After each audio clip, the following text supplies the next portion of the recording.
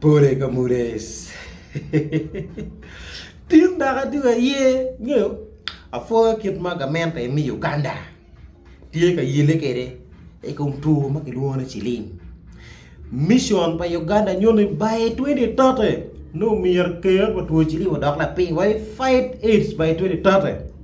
am cũng biết thì à quên mà nhiều ta nô nè pimo cilim em mà đau tui để loẹt gì nè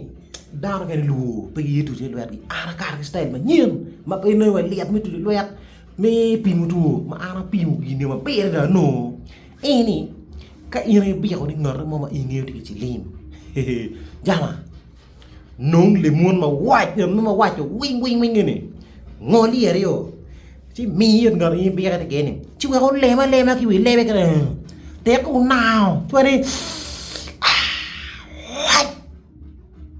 tia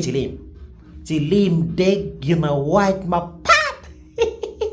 Tao nói ý nè rồi gì rồi nó chui cha cho heo bán leo we will subscribe